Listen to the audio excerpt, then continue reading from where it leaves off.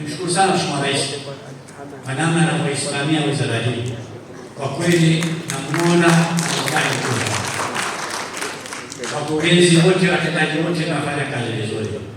Mkutano huu ni miongoni mwa shamra ya kuadhimisha au kuelekea kwenye kilele cha wiki yetu ya ardhi. Wiki ambayo imezinduliwa juzi tarehe 19 na Mheshimiwa Waziri wetu kwa kuzungumza na waandishi wa habari kwa kuwaeleza lengo kuu la wiki hii, ambayo lengo kuu hasa ni kutoa uelewa kwa wananchi kwenye masuala katika sekta zetu zote mbili, sekta ya ardhi lakini na sekta ya makazi.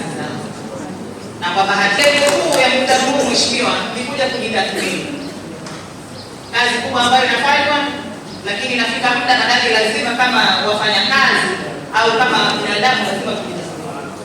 Tunajua tathmini ambayo inatolewa na watu huko nje pia sio nzuri, lakini sisi kama wenyewe tunatakiwa tujitathmini kwa kile ambacho tunafanya. Kwa hiyo tumeandaa mkutano huu kama ni sehemu ya kujaribu kujitathmini, lakini kama ni sehemu ya kurekebisha zile changamoto ndogo ndogo ambazo tunahisi zinakwenda kukwamisha kazi zetu. Kama nilivyosema kwamba mkutano huu ni moja ya matukio yaliyomo katika shamra za kuelekea kilele cha wiki ya ardhi.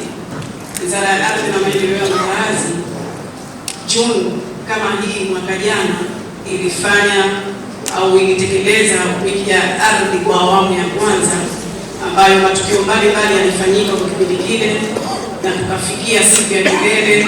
Lakini kwa sababu awamu ile tulifanikiwa kwa kiwango kikubwa, aliyekuwa mgeni rasmi katika kilele kile alitushauri, lakini ushauri mara nyingine unakuwa ndio ni agizo kwamba angalipendelea wiki ya ardhi itafanyika kila mwaka angalau mara mbili. Kwa Mheshimiwa Waziri, kwa mwaka huu tumefanya tena kwa mwezi huu wa Juni. Mkutano wetu huu utakuwa na mada mbalimbali ambazo zitatolewa na zitajadiliwa ili tuweze kujiweka sawa katika utekelezaji wa shughuli zetu za kimajukumu kila siku.